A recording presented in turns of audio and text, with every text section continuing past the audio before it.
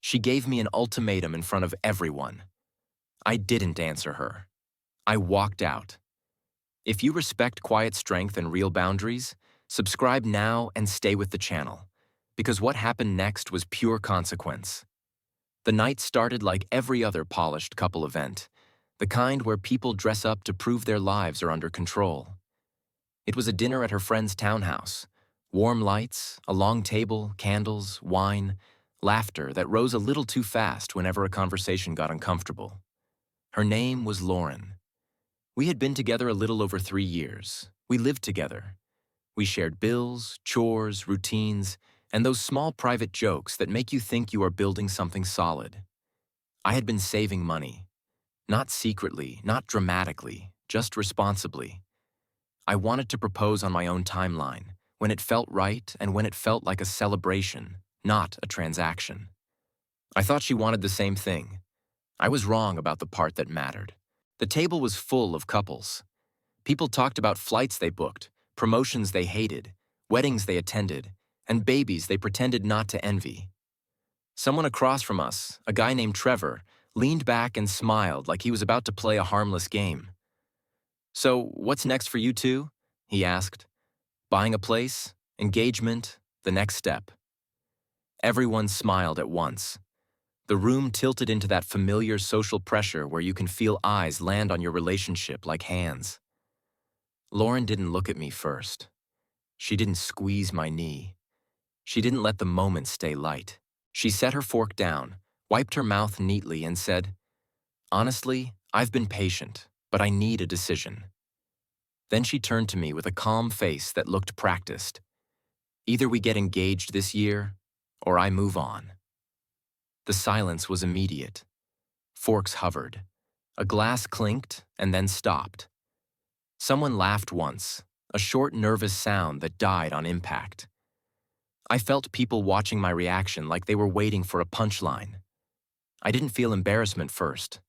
I felt clarity. Not the romantic kind, the operational kind. Because I understood exactly what she had done. She hadn't asked me a private question. She had announced a public condition. She had built a stage and placed me on it without consent. She wanted an answer that would make her look chosen. She wanted the table to witness my compliance. If I agreed, she would win in front of everyone.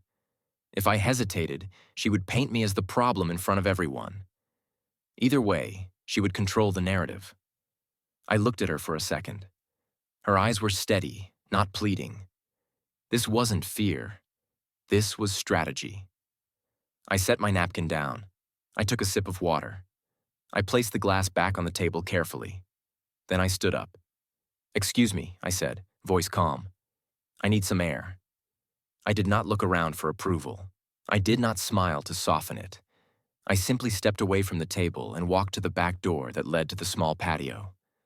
Cold air hit my face. The city was quiet beyond the fence.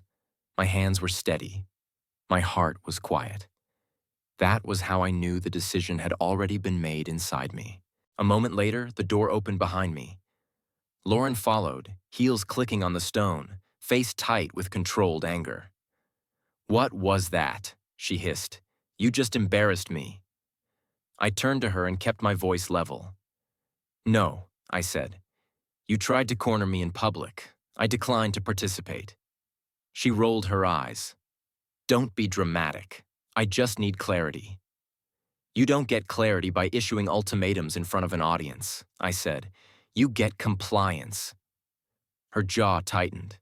"So what? You're just going to walk away." "Yes." She stared like she was waiting for the rest.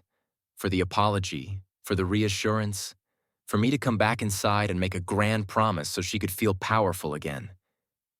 It didn't come. "You can't do that," she said. "We live together. We have history." "History doesn't justify disrespect," I said.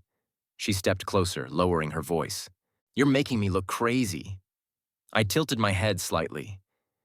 "You did that to yourself the moment you chose a stage instead of a conversation." She blinked, then switched tactics, softer now.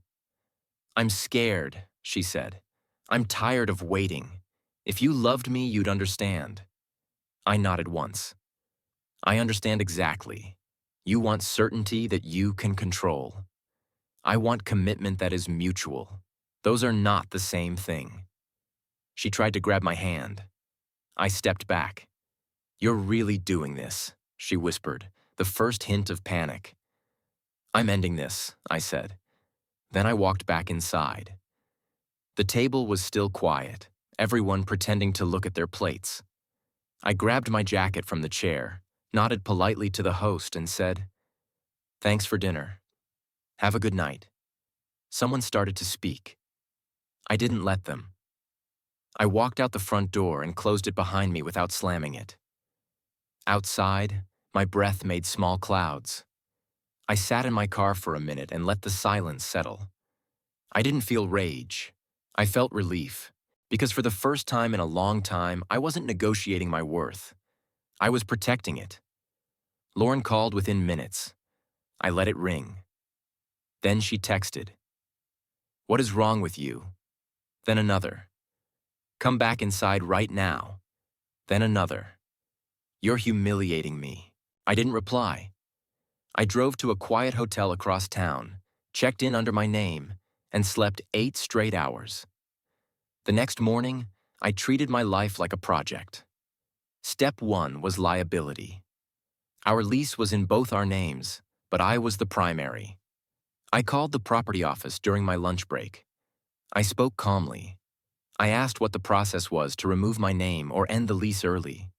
There was a fee, there was paperwork, there was a requirement that the remaining tenant requalify a loan. Fine. Step 2 was finances. We had a joint account for bills and savings. I transferred my contribution back to my personal account. Not revenge. Accounting. I removed my card from autopay. I made sure my direct deposit was already routed to my personal account, not the joint. Step 3 was logistics. I packed while she was at work. Not everything. Only what was mine. Documents first. Passport, birth certificate, insurance cards. Then my laptop, hard drives, and work gear. Then clothes I actually wore. Then my watch, headphones, and the small box of keepsakes from my father. I did not take furniture. I did not take shared kitchen items. I did not take anything that would invite an argument about ownership. I left the key on the counter. I left a single note on the fridge. I moved out. Do not contact me at work. That was it. No speeches, no accusations, no emotional essays. Lauren came home that evening and exploded. She called, she texted, she emailed, she tried every channel. I blocked her number, then blocked the new number she used. She messaged me on social media. I blocked that too.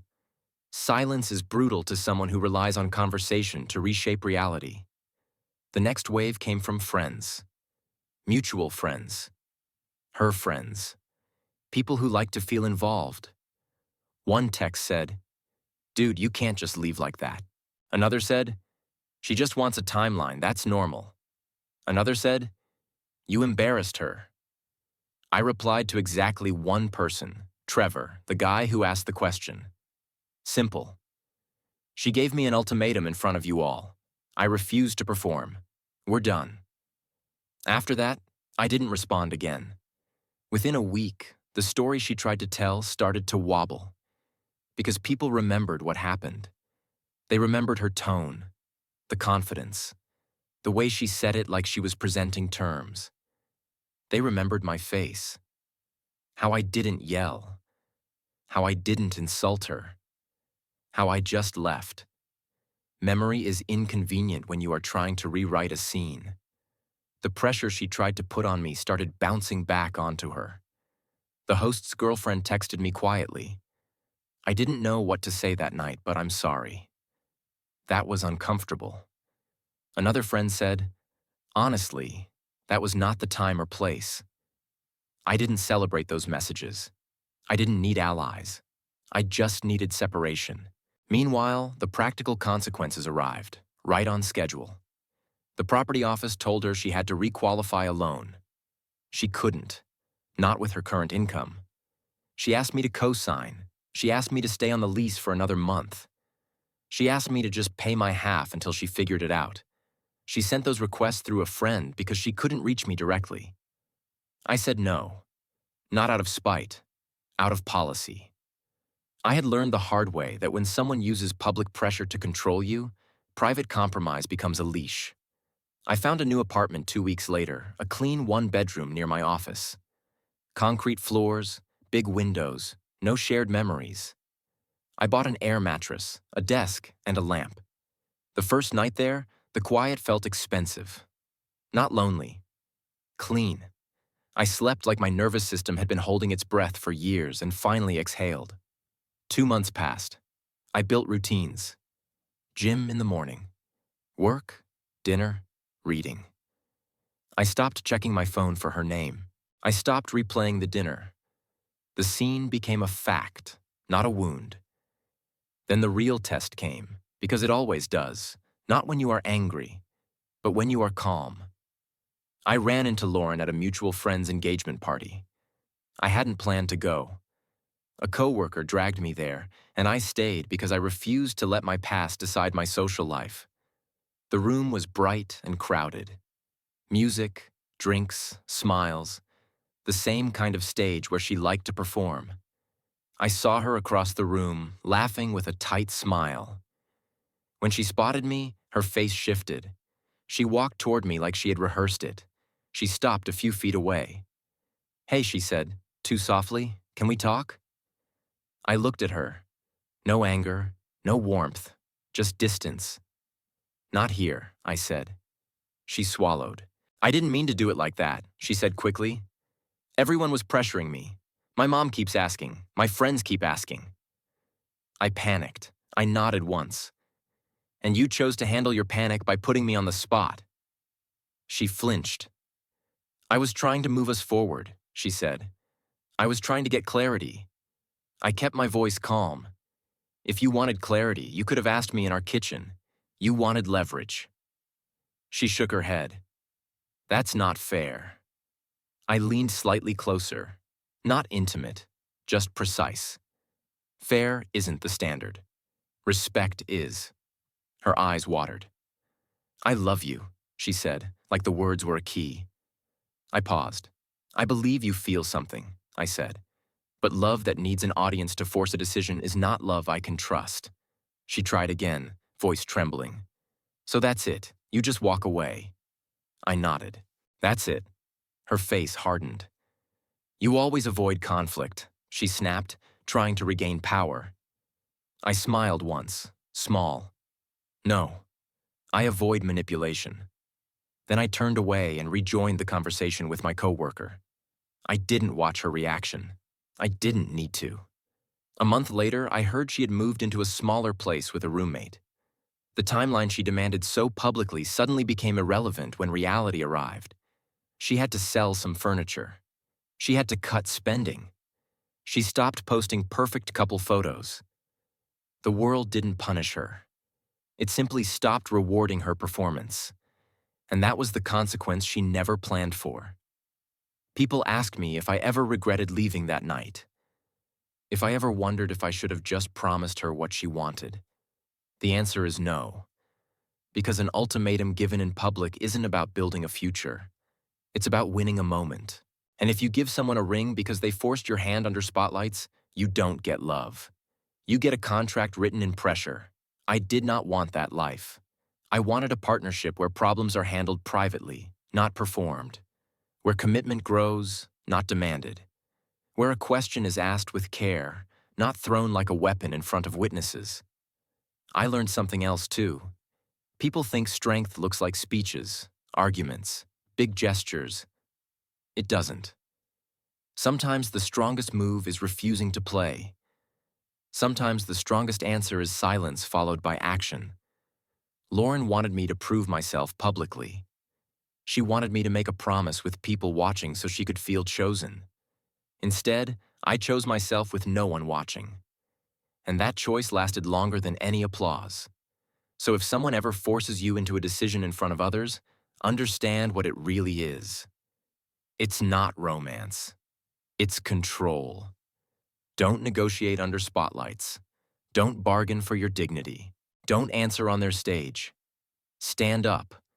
Walk out. Let the silence hit the room like a verdict. Because the moment you leave, the ultimatum dies. And all that's left is the truth. You were never their partner. You were their proof. I refused to be proof. I walked away.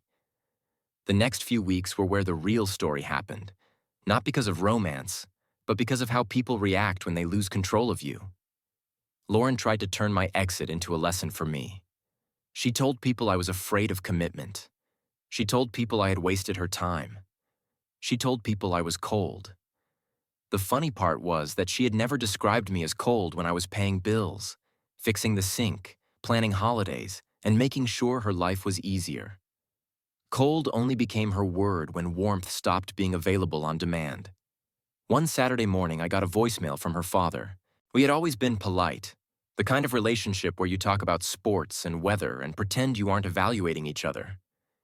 His voice was tight. He said I should call him back. I didn't. I wasn't dating her family. I was leaving a dynamic. Then her best friend Mia tried the soft approach. She texted that Lauren was hurting, that people make mistakes, that public conversations happen. I answered once because Mia had always been decent to me. I wrote, "Public conversations are not ultimatums. If Lauren wanted a timeline, she could have asked me privately. She chose a stage. I chose the door." Mia didn't reply after that. A few days later, I heard that Lauren had cried at brunch and said she felt abandoned. That word always makes me laugh, because it rewrites the sequence. Abandoned is when someone disappears without warning. What happened was that she publicly threatened to replace me if I didn't comply. She wasn't abandoned. She was refused. There is a difference. Around the same time, she tried another lever. She sent a message through our shared cloud storage account, changing a folder name to a sentence. "Please come home." I changed the password and removed my devices. It wasn't petty. It was maintenance. Cutting off access points so the past couldn't reach into my day. At work, my focus improved. I didn't realize how much mental bandwidth I had been spending on being the good boyfriend, the one who stays calm, the one who explains, the one who fixes. Once that job ended, the silence in my mind felt like an empty parking lot after rush hour. I used it. I trained. I started boxing again, not to fight anyone, but to remind my body what strength feels like when it is for you, not for approval. I also did something most people forget to do after a breakup. I rebuilt my social life deliberately. I reached out to 2 friends I had drifted from because Lauren always had an opinion about them. I made plans without checking if they would be judged. I hosted a simple dinner in my new place. Nothing fancy, just food, laughs, and the kind of comfort that doesn't require a performance. One friend asked the question everyone eventually asks, "Do you miss her?" I told the truth. I miss the version of her I thought existed. I don't miss what she showed me. Then came the confirmation, the part where reality does you the favor your imagination can't. I saw Lauren again at a coffee shop near my office about 3 months after the dinner party. I was waiting for my order when I noticed the shift in the room, that subtle moment when someone walks in and the air changes. She looked different, not in a dramatic makeover way, in a tired way. Her hair was pulled back. Her outfit was casual but not relaxed, like she had dressed to look fine and still failed. She saw me and her eyes widened. She walked over fast. "Can we talk?" she said. I said, "Not here." She exhaled sharply, trying to keep her voice down. "I didn't mean it like that," she said again, like repetition could change fact. I was scared. Everyone keeps asking me. I didn't know how to make you move. I looked at her and kept my tone calm. "Do you hear yourself? Make me move." She swallowed. "I wanted to feel secure," she said. "You could have built security with me," I said. "You tried to force it out of me." She stepped closer, desperation leaking through her control. "I was going to say yes anyway," she insisted. I almost smiled. That sentence tells on her. If she believed I was going to say yes, she didn't need to humiliate me publicly to get it. She needed the public part. She needed witnesses. She needed to feel powerful. I said, if you were going to say yes anyway, you would have respected me enough to ask privately. She stared at me like she couldn't compute it. Then she said the real thing, the thing she didn't want to admit. My friend said if I don't push you, you'll never do it. I nodded. So you pushed. And I left. She blinked, and for the first time I saw something other than anger in her face. Realization that her friends didn't have to live with the consequence. She did. She tried to salvage it. I can be different, she said. I've been thinking. I've been journaling. I've been in therapy. I nodded once, genuinely. Good. Keep going. She latched onto that like it was hope. So you forgive me. I shook my head. I'm glad you're working on yourself, but I'm not coming back to be your practice round. Her lips parted and her eyes filled. You can't just throw away years, she whispered. I leaned in slightly, not intimate, just precise. You threw them away for applause, I said. Then my order was called. I took my coffee, nodded politely, and walked out. That was the moment I knew the story was over. Not because she stopped trying, but because my nervous system didn't react. No spike, no rush, just quiet. And that quiet is the clearest sign of freedom. People love to say commitment is the biggest decision in a relationship. That's wrong. The biggest decision is whether you will accept being controlled. Lauren wanted a timeline because she wanted certainty. But certainty isn't created by threats. It's created by trust. And trust dies the moment one partner uses public pressure as a weapon. So here's what I learned. If someone needs an audience to force you, they don't want partnership. They want proof. Proof that they can demand, and you will deliver. Proof that they are the one being chosen. Proof that their fear can be managed by your obedience. That isn't love. That's a contract written by anxiety. The way you break that contract is simple. You refuse to sign it.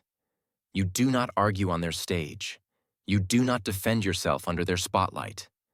You do not promise your future to stop their embarrassment. You stand up. You leave.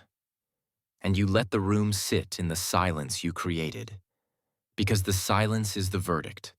It's the moment the ultimatum loses power. It's the moment the performance collapses. And it's the moment you choose yourself without needing anyone's permission. One last detail matters, especially if you're listening to this and thinking, maybe I should have answered her anyway. Maybe I should have handled it better. Maybe I should have pulled her aside and calmed it down. That instinct is exactly what people like Lauren rely on. They rely on your decency. They rely on your desire to keep the peace. They rely on the fact that you hate making a scene more than they hate making you uncomfortable. If I had pulled her aside and promised a ring, the table would have relaxed, and she would have learned something dangerous. She would have learned that public pressure works on me. That any time she wanted something, she could recruit witnesses and squeeze me until I gave in. That is not a future. That is a treadmill. You run forever and call it love because stopping feels scary. The moment I left, I stopped running. People also asked why I didn't call her later to talk it through, to find closure. Closure is often just the guilty trying to feel less guilty, or the anxious trying to keep a door unlocked. I didn't need a long conversation.